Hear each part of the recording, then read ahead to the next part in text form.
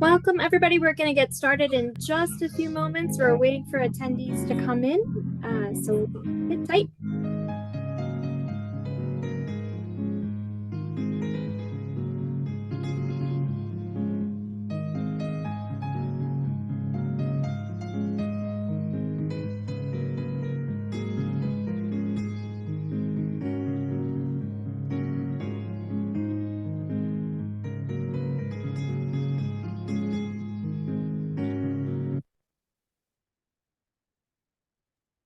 Okay, Dr. Charney, please take it away. Okay. Welcome everybody. And it's a pleasure to give some opening remarks to this celebration. Gary and I and his team, we've been working together for quite a while. I'm in my 17th year as dean, and the CMCA has been one of the gems of our medical school. It's had an important impact on our medical students, the priorities of our school, what we care about. And so there are just so many accomplishments that I'm sure Gary is going to review with you. And I also want to make the point that 25 years is not the end. Hopefully it's the end of the beginning, because we have a lot more to do. Gary and I, with his team, are working on reimagining what CMCA has stood for, to essentially expand the tent. We're going to have CMCA move from a center to an institute in our medical school, which reflects the commitment of me personally and the school in general to issues related to bias and racism and opportunity, harassment, making sure opportunity is available to all that haven't had such opportunities. So we're going to take what CMCA has accomplished over the last 25 years and reimagine it, expand the tent, and make even more serious commitments to the issues that CMA has stood for. So again, congratulations. I look forward to the presentations over the next hours. And Gary, to you personally, I want to say thank you for all you have done for our medical school. It's you're a legend, and we will always thank you for what you have done.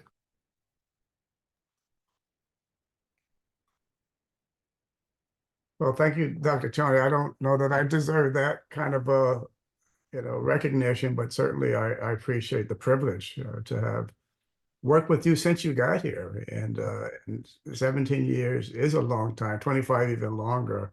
But as you and I have talked, there's some days when I barely feel 17 or 25, and then there are the other days, of course.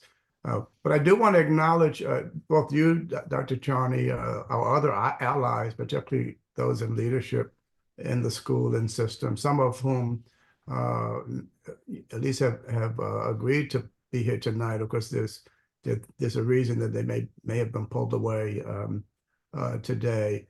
But I also want to acknowledge our teams, and because no single person could have done enough to get what started as an office to where we are now, and with all the opportunity that's in front of us. And then, and of course, I want to acknowledge and thank our alum, because our work is in response to issues that you have made important for us, relevant for us, and you have made us what we are today.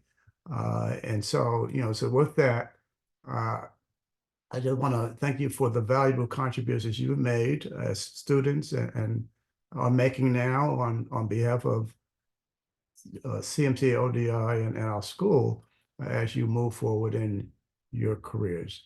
I'm going to spend just a couple of minutes going through some milestones, which is important. Some of you have connected along the way, I think all of you in one way or another.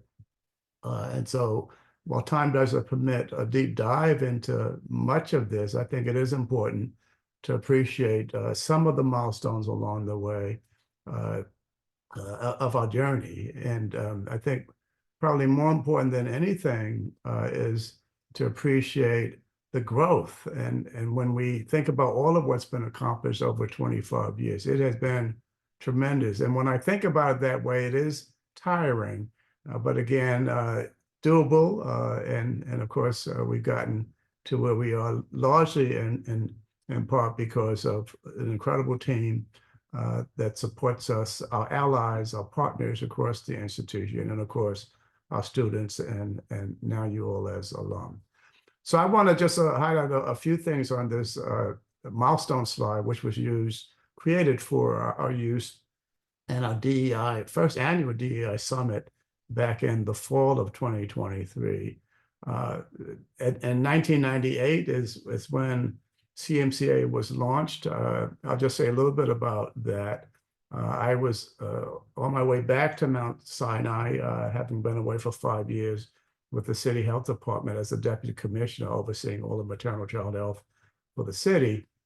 And I was asked by the dean at that time, Arthur Rubenstein, to design, develop, and oversee what at that time was to be an office. As he looked around, there wasn't a noticeable platform for addressing, in those days, what we were talking about as minority affairs. So that Office for Multicultural and Community Affairs in 1998 was considered, and I'd like to try to talk to you about this, innovative language at the time, going from minority affairs to multicultural affairs. And of course, we're now even more specific about the issues that we are comfortable, relatively comfortable talking about, and certainly even multicultural affairs is a bit outdated. 1998 was seminal with the launching of what would become CMCA, but it was only possible because of the context in which our school was founded, the context in which our school was part of a larger entity, the Mount Sinai Hospital, and which ultimately became the health system, and some programs that were already in place. So CEYE was launched just a few years after the school was launched itself, right? And so the task there was to pull together things in some coherent way and try to appreciate impact and how we build beyond that. Over the course of time, what we were calling pipeline programs expanded with more focus on college level individuals. So in 2008, we were funded initially by HRSA to launch the Northeast Regional Alliance MedPrep program. That program is still in existence now with several runs of uninterrupted funding and has been applauded for one of the most innovative approaches to pathways for students who are disadvantaged among any of the programs like this with that intent across the United States. In 2014, we merged work as Mount Sinai merged with Continuum Health System, and our outreach and work expanded beyond the school to include the hospitals and the corporate component of Mount Sinai Health System. And that's when we launched and became more broad in our scope as the Office for Diversity and Inclusion. Issues became pretty significant around racism and bias, so that in 2015, we supported, and Dr. Palermo will say a little bit more about this later, a response to some of our student interests and expectations, and the Racism and Bias Initiative was launched. That is not a CMCA program, but one that we support, continue to support very directly. Several other initiatives were launched, including one for transgender medicine, clinical care and surgery in 2019. The other significant program that was launched in 2019, and Dr. Tony, I still remember you coming into the audience to the auditorium a few minutes after folk had gotten there, and you seemed to be quite amazed at the standing room only crowd as we launched the Diversity Innovation Hub. Time permitting, Dr. Palermo will say a little bit more about the DIH in just a few minutes. At the same time, during that time, the Office for Gender Equity in Science and Medicine was launched. Again, not a program that we are responsible for directly, but a key partner in addressing DEI across our school and system. 2020 was a very difficult year. It was one with a lot of unrest, and with the murder of George Floyd and the national attention to injustices, particularly as it relates to people of color and racism. Our response, compliments to Dr. Charney, was severalfold. One was to launch the Institute for Health Equity Research. The other was to launch and allow for us to come together, and I was given the privilege to lead what was then the task force to address racism. At the same time, several other initiatives were accelerated in response to those important issues in 2020. And so by 2021, we helped to support the recommendations from the roadmap, what would become the roadmap for action to address racism, and that work continues today. And then the Center for Anti-Racism and Practice was also launched. Another partner that was launched as a center that was launched shortly thereafter is the Center for Asian Equity and Professional Development. And that allowed us to come together with our Asian brothers and sisters to help support some of the unmet needs for Asian Americans in our school and system, for which there continue to be, by the way, incidents of harassment and harm.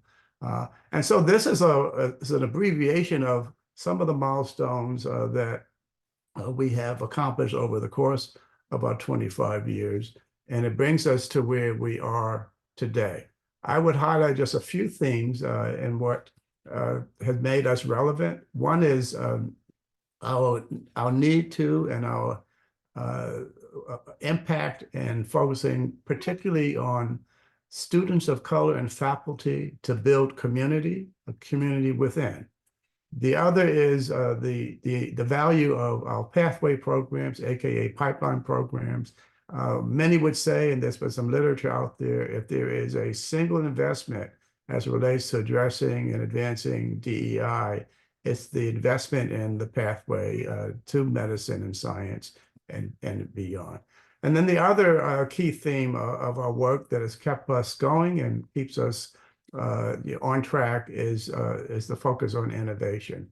It is important that we continue to look forward, try our best to anticipate what may be about to happen over time. And that has allowed us to be able to pivot and leverage opportunity as we consider how we might do our work better and look for additional opportunities. So with that, I'm going to stop. I'm going to pause. There will be an opportunity to ask a few questions later on.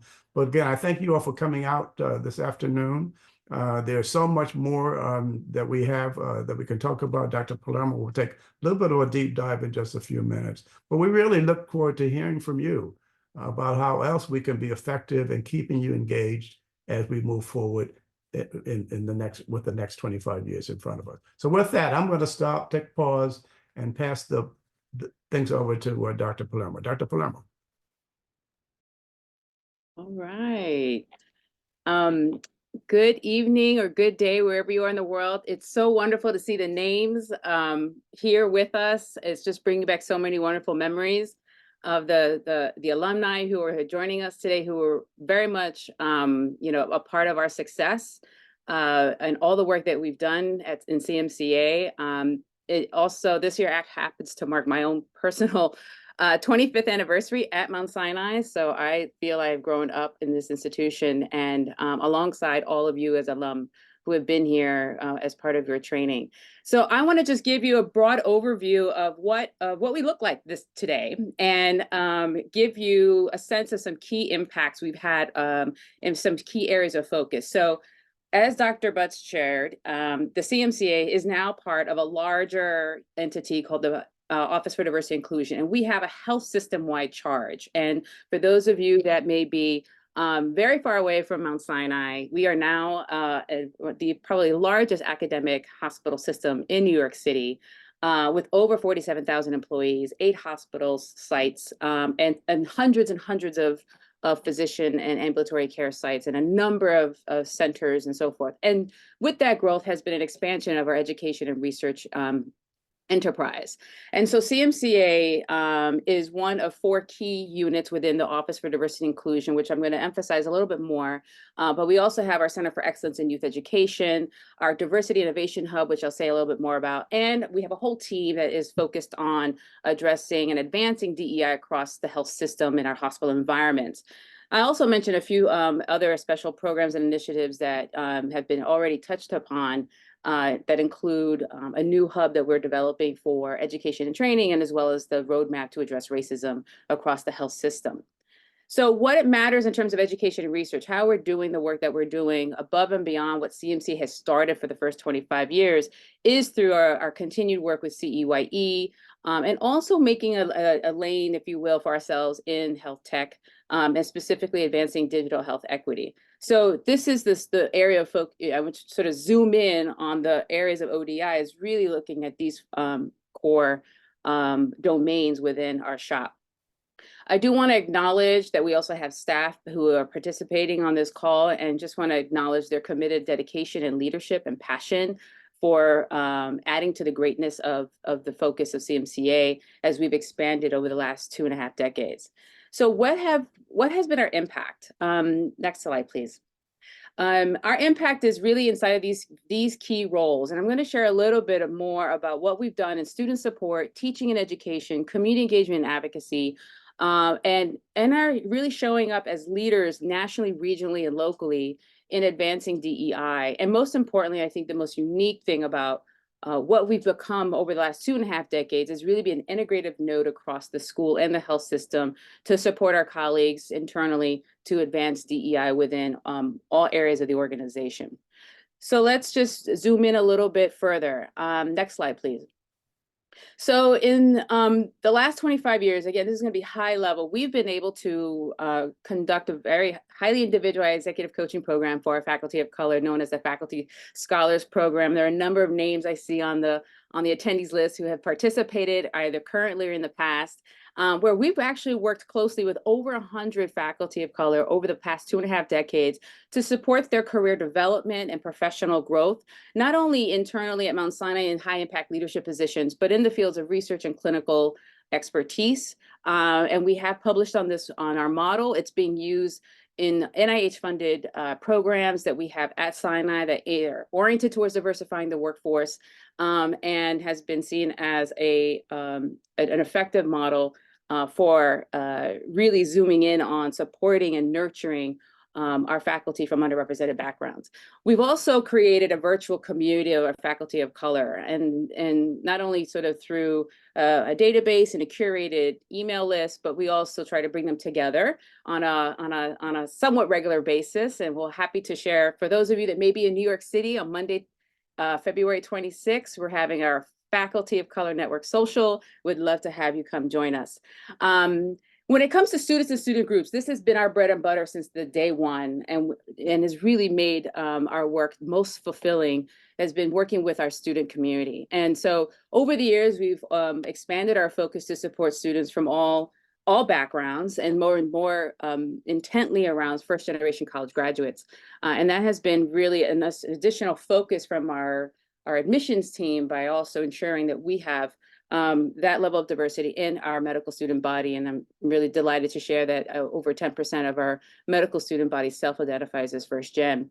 We also, in addition to advising and coaching and mentoring our faculty, we also do the same and provide individualized coaching and advising to all of our students, and specifically prioritize our students from underrepresented backgrounds. We continue to support our students who particularly are financially needy with a variety of educational resources, including USMLE prep exam support and so forth. And I'm saying this specifically because as alumni, if you're interested in figuring, where you might want to support, these are different areas that may call to you and resonate with you.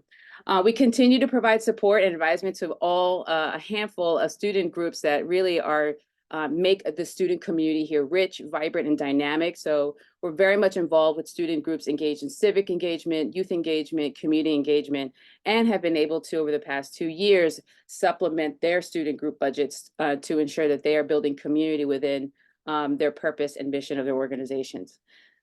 When it comes to teaching education, as Dr. Butts noted, I want to definitely recognize there are a number of alumni who are on this call who were part of catalyzing, and it was because of our students of color, catalyzing the movement to address racism and bias in medical education. And we contributed to that movement in a variety of different ways. And this movement is now known as the Racism and Bias Initiative, which has now not only was started in the medical school, it is now expanded to the graduate school.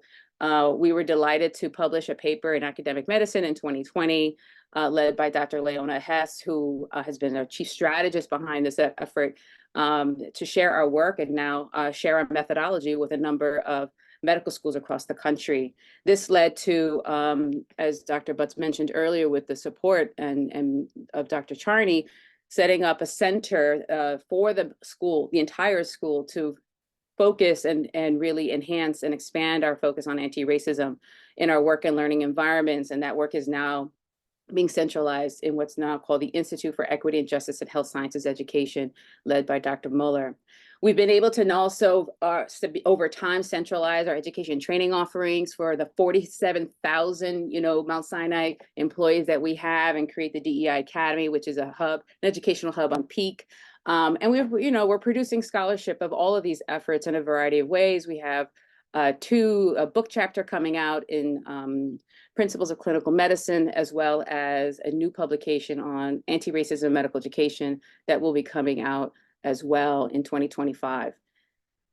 In the area of pathway programs, we have shifted, instead of using the term pipeline, we have shifted to the term pathway.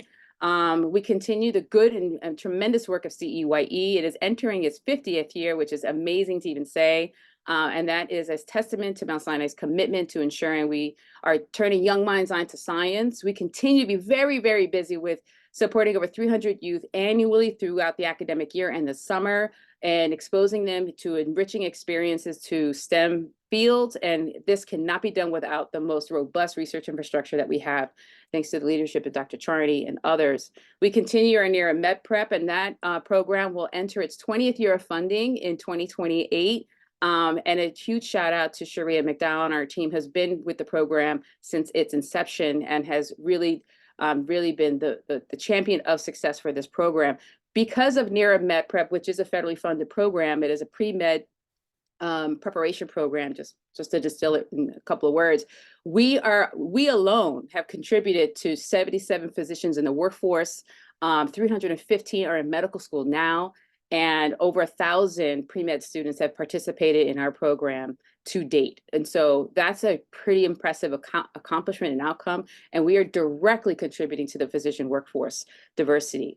VEPSM is our visiting electives program for students underrepresented in medicine. That program is also over 20 years old, and we work in partnership with the GME office to lead this program. Again, a shout out to my colleague Sharia McDowell on our team. As you can see here, we have, because of VEPSM, we are directly responsible for having 48 residents, graduates match into our residency programs over the last 20 years. So this is pretty remarkable data where we can directly show that we are directly contributing to workforce diversity.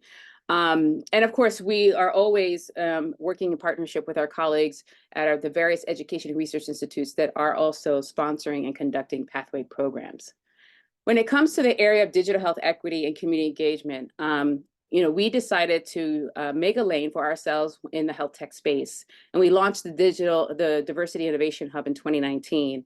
I want to shout out my colleague Faria Hassan, who is our inaugural director of the Diversity Innovation Hub. And our commitment here is really to, accelerate and facilitate the participation of women and people of color in health tech, and provide them with the tools and the capacity building opportunities to be entrepreneurs in this space, while also advancing digital health equity and really expanding what that sector is at this time. And so we have a number of initiatives in the Diversity Innovation Hub underway because of Faria's leadership and the tremendous partners that we have involved, both inside and outside Mount Sinai. We continue to provide a space for our students who are interested in community-based research and community-engaged research, and we continue to be a consultant in all research initiatives that involve some level of community participation and involvement. So we are seen as a value resource in that regard, especially in the research space. When it comes to leadership, we are leaders. Bottom line, we are known, we are visible, and we, I think, keep a very solid foundation or a perspective on what DEI is, what it was, and where it needs to go in the future. And we really want to spend a little time talking about where this current climate. And so, as you can see here, we're involved in some of the national organizations many of you may be familiar with, including the AAMC, the American Medical Association, National Medical Association, and even initiatives like Space Health. We're involved in working to diversify space health researchers and scientists. We're involved at the state level very much for a very long time due to Dr. Butts's leadership in the Association of Medical Schools of New York, and then of course in our institutional role. And again, thanks to Dr. Charney's leadership, keeping us at the leadership table in space, that we're not tucked away in a corner by any means. And as you heard, now we'll be elevated to institute status, which is tremendously, a huge accomplishment for ourselves over the last 2.5 decades. The last thing I want to just share is the next slide is, taking this to an organizational level. And again, another important recognition for our health system leadership, acknowledging the importance of addressing racism and bias in our healthcare organization. And so this is an initiative that is sponsored by the health system leadership, and ODI plays a key role in supporting these efforts. And as Dr. Butts mentioned, the roadmap for action to address racism consists of 11 specific strategies that cut across various areas of focus, including measurement of healthcare delivery, community engagement, finance, and business, the organization as a whole, the institution, and becoming a more robust learning institution. And so you can Google, the roadmap, and we will absolutely, send a lot of links and materials after this call to anyone interested. And for many of the students, the alumni who were students at the time may see some of the areas of focus they were advocating for in the roadmap. And I just want to, again, give you all a shout out for, and just know that your advocacy has been important. And so I think with that, I'm going to, that concludes my remarks, and I think I'm going to turn it over back to Dr. Butts. Thank you, Dr. Palermo, for that deep dive. It's at least some of what we have been up to over the past 25 years, and remaining relevant to the issues at hand, and of course, to supporting our community, particularly the community of color. I do want to just add a point as it relates to the roadmap for action. Dr. Charney, I recall, the morning after the unrest over the weekend related to the George Floyd death, you sat us down at your dean's roundtable and wanted to know more about what was going on and what we as an institution, as a school first, might do about it, and how we might figure out some intersections with the work that we had been doing in the DEI space. And so compliments to you, and then eventually Ken Davis for coming together and charging us up as a task force to become important, and probably an important lead in that space, especially for healthcare, for school and a healthcare system. So where are we today? The issues have not gotten any easier.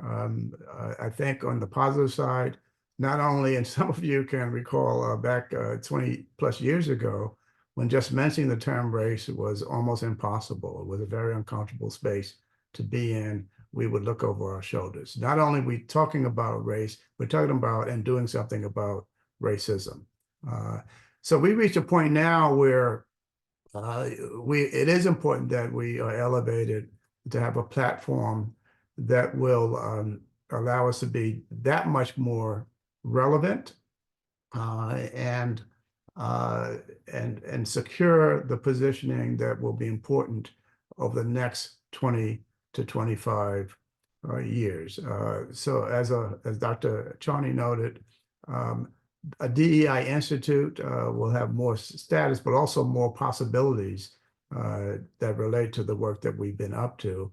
We hope that as we put the stakes in the ground as an institute, that we can attract you all back and engage with you even more effectively as we move forward, because it's going to take something from every one of us in order to be successful in this new space. So with that, I want to thank you again for coming out this early evening. I want to thank you for all your contributions when you were students. And we look forward to the contributions that you will make as we move forward over the next 20 to 25 years. So with that, I'm going to stop. I'm going to pause, and then we'll take some questions. Our moderators will allow us, will tell us how we entertain questions, but I believe that you can put them in the chat box, and there may be some other ways to do that. But let's hear from you, your thoughts, your comments, and in particular, how we can be even more effective in engaging you and keeping you an active member of our Mount Sinai community. I'll stop there.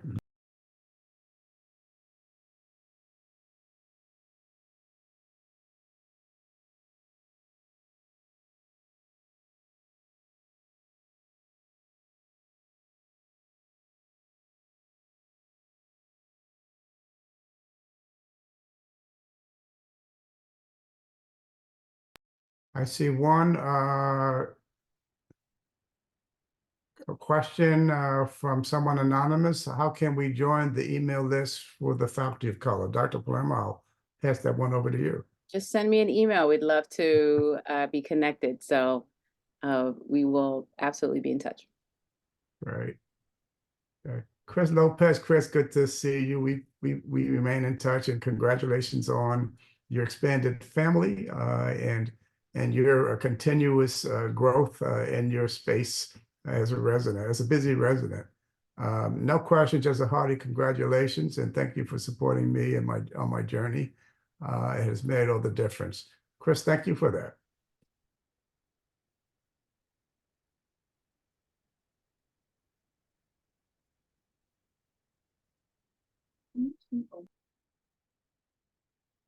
We're going to do a Dr. Charney. We're going to do a Sakai. We can sit and wait. All right. Dudley Charles. Dudley, good to see you and hear from you. Would not be where I am without CMCA. Sending my sincerest congratulations and thanks. Dudley, it's so good to hear from you. Keep up what you're doing. You, as the others, are very, very special, and we have a lot to look forward to in your contributions in radiology.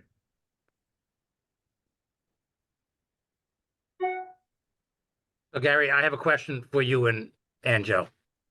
And probably everybody's thinking about what are the implications of the SCOTUS decision? How do you see it impacting Mount Sinai and standing by our principles? Obviously, it's something I've thought a lot about.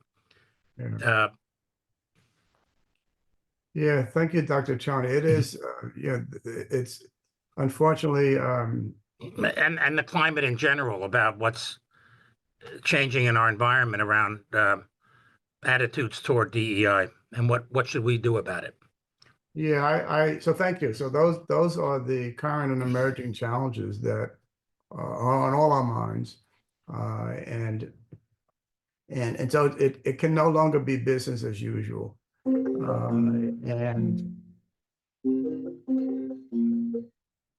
and it's not. And so we have if one of the rare opportunities where we've called on our legal resources to help us understand the implications of that Supreme Court decision on affirmative and the work that we have been doing over the past decades. And so we're clear about that. That decision relates specifically to higher education. So we as a School of Medicine are in that circle. And so we have had to do some pivoting and as it relates to admissions, specifically for the medical school and the graduate school. And so we are no longer in a position to capture racial ethnic demographics as part of decision-making for admissions for medical school and for the graduate school. The good news is that we've been holistic in our approach, increasingly holistic in our approach over the past decade. And so pivoting wasn't as difficult. It remains to be seen. Certainly, there's a lot more work for our admissions committees to try to figure out, the particular strengths of the applicant pool, and particularly as they relate to advancing our work in the DEI space. So that is we'll have to wait and see what that's going to look like, but I think we should be okay over time. The impact of that decision on programs and initiatives beyond admission is not as clear. And with your advice, Dr. Charney, we will continue to double down. This is, and I would agree that it's more important now to focus on advancing our program. We will continue forward until we're told that we cannot. But at the moment, this work will continue. I again appreciate your confidence in us and your doubling down by elevating us to institute status. That will allow us, the process for moving that forward, institute forward, will allow us to be even smarter in anticipating and being that much more relevant despite the odds. So that's where we are. We expect that through this institute, we will not just be a leader in this emerging, difficult, complicated space, but also can set a model that is a bit more resistant to these kinds of assaults on the important priorities that we stand for. So that's my short response. But I really have to say this publicly, Dr. Charney. If we didn't have you and a CEO who believed in this work, then it will be that much more difficult. There are schools that are shifting substantially the work, the use of some of the language, even as it relates to diversity, not rape, but diversity. And unfortunately, some of those schools that are in the southern states are no longer allowed to continue their diversity program. So this is a big deal. As it relates to the broader anti-DEI climate, that also is very real. And I think that it is important for us to recognize that people will continue to complain about the value of this work, the kind of work that we do in this space. But it is important that we continue to show the evidence that rationalizes the value of the work that we do as we move forward. But again, to be smart and in a position to respond as necessary if indeed a complaint becomes more than a complaint, and as we move forward. So that's the short of it. But it is it can't be business as usual. And this is the other the broadening of inclusivity hopefully will help. But these are the kinds of issues that we very much look forward to engaging with our alums to help us think through some of the issues, and so that what we do and how we respond and getting in front of these issues is much more broadly informed. So I'll stop there with that, and hopefully that is helpful. I'm sure that some of you on this call have other thoughts about that. We're all feeling it in one way or another. And to me, it's better to know what's coming at us than not, so that we can perhaps even be better prepared to respond. I'll stop there, Dr. Charney. I don't know if you want to add anything from your perspective Dr. Charney. Yeah, thank you for those remarks. One is, we're going to stand by our principles, which we have stood for over the last 25 years or more. So, that's not going to change. We're going to be smart about it, as you have mentioned, in terms of following the rules that may be put on us by, like, the SCOTUS decision. But we think that we've come up with ways to do that and still recruit diverse classes to our medical school and our graduate school, to support our faculty who come from disadvantaged backgrounds. So that's all going to continue. Now, we also will look to expand the tent to include other groups that have been disadvantaged, and to provide opportunities for those groups as well. So, we are taking advantage of the current climate to show that our tent is big, and we're going to stand by our principles. Thank you, Dr. Charney. Looks like there are a few other comments and the Q&A, and I'll go through them. Tara, good to see you, hear from you. Your comment, congratulations to everything you have accomplished over the past 25 years. It is impressive to see how much has been roadmapped to help students of color. You helped me tremendously throughout my years as a student and now as an attending. Thank you. And Tara, hopefully your family is doing well, the family you began as a medical student. And, you remind us of the strengths that you all as students bring with you. So while you will compliment us for the support that we've offered, it's what was in you that got you through, and that have made you as successful as you are now in your surgery career. Timmy Foster, good to see you as well. No question from me, but just want to say, I lost you. That's really great to see you after almost 20 years, Dr. Butts. Thank you for all that you did for me as a student and all you continue to do. I look forward to hearing more about how I can support. We will be following up with you all after this, and with support from the alumni office to figure out how we can be particularly helpful in engaging you in the most.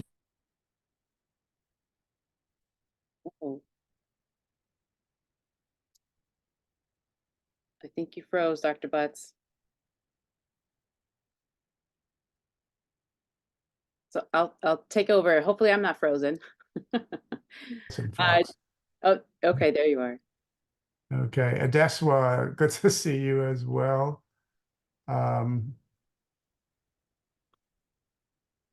To see you as well. Thanks for having this. Looking forward to supporting the future and increasing my engagement. Jules, good to see you. Congratulations on 25 years. I love what I do today as a neurointensivist and remain grateful for all of your help during my time at Sinai. Jacques, good to see you, and thank you for continuing to stay involved with us and our Diversity Innovation Hub. I have to echo the sentiments, Dr. Butts, Dr. Palermo, and the CMCA were critical to help me succeed in my medical training and career. Jacques, congratulations on this milestone. And Taisha Roman, so good to see you. Congratulations. Happy to hear that your work has continued to grow. Thank you for the help that you provided me while I was at Sinai. Who can we contact to get information on how we can become more involved? Dr. Palermo, you want to say again? Absolutely. My email has not changed in 25 years. So if you still have it, please don't hesitate to email me directly. I think I just want to be very explicit. As we take our work to the next level, we would love to engage a critical mass of alumni like yourselves to be our special advisory team. We need that insight, that lens of where medicine is going, and where we need to take it as well. And so we would really benefit from your perspectives, your experience post, after Mount Sinai, and really speaking to and sharing your reflections and insights on how your time at Mount Sinai has shaped your trajectory, and also what we can do to take our work to the next level so that we are also impacting future physicians as well. So absolutely, there's an opportunity to get involved, even just being a thought partner with us, to directly mentoring our medical students and our pathway students. So we look forward to sharing with you all those opportunities after our time with you today. A few more comments or questions. Congratulations, Sarah Ann. Good to see you. And we were hoping to get you back into our system. It's not too late. Congratulations for such stellar and innovative work over 25 years. I trust that the Institute will continue to innovate and prosper in spite of the climate. Thank you, Dr. Butts, Dr. Palermo, for creating a loving and family environment for us at Mount Sinai. And Kendra McDowell, congrats, Dr. Butts, Dr. Palermo, and the CMCA on 25 years. Great to hear that Mount Sinai is going to continue to prioritize educating and training doctors of color. I look forward to hearing how I can support further. We will certainly keep in touch on that. And any other comments or questions for us as we aim towards the end of this hour?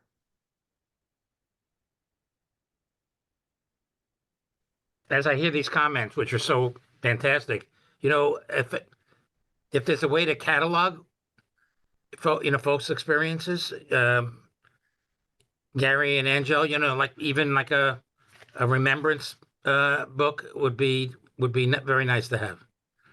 Right. Put it in the archives, so we don't forget all the experiences that folks have had and all the impact that the two of you have had on so many lives and so many careers. Thank you, Dr. Charney. And I believe we are capturing all of this. Our moderators and alumni office is, and that will, I think it's a great idea for us to be able to do that.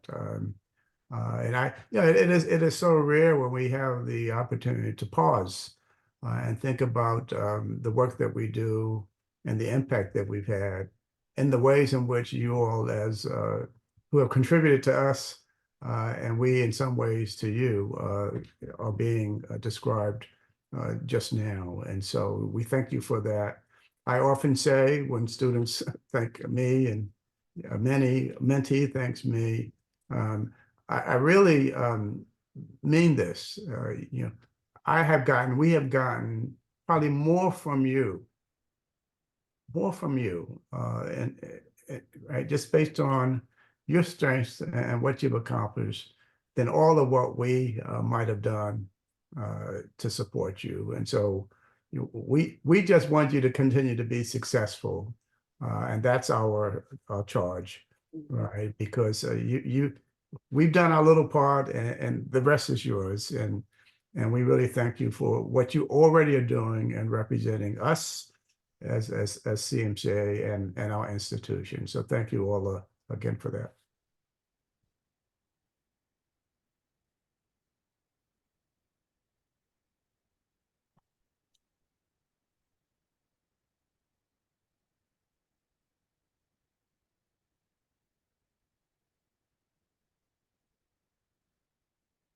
Anyone else? Dr. Palermo, any closing remarks from you?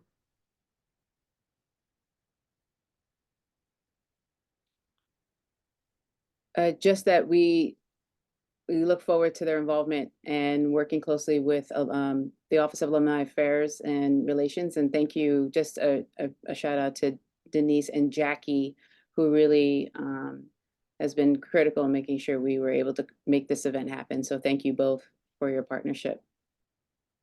Thank you, Dr. Palermo. Dr. Palermo, thank you. I think you've been with me, my left and right hand, for 24 of the 25 years. And so let me publicly thank you. If we weren't virtual, I'd give you a big hug, big old-fashioned Dr. Butts hug, which I don't do often, by the way. I know, that's true. Okay, all right, I admit. True. And but anyway, you really have made our work possible, and I want to just thank you, directly and publicly this way. And likewise, Dr. Charney, 17 of the 25, right? And here we are. We're still at it, still innovating and still growing.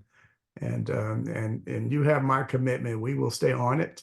and in front of it. And I thank you again. We've got one more. I thought I saw another comment. Looks like Ray Hilliard. Thank you, and great to hear how this initiative is moving forward. Thank you. Dr. Charney, closing remarks from you. Pretty much said it all, other than we're not done. And we're not. And we, again, I like your point. This is not the end, but the beginning of the next chapter. And so with that, we're going to kick things back to our moderators, the alumni, Jackie and or Denise, to offer any closing comments and next steps from the alumni office before we come to an end of this session today. Of course. Jackie? Well, thank you everyone for joining. We will be sending up a follow-up email as a thank you in the recording early next week. But thank you all for joining such a meaningful night, and we hope you have a great remainder of your evening. Thank you guys. We'll talk to you all soon. Very good. Thank you all. Good day, everyone.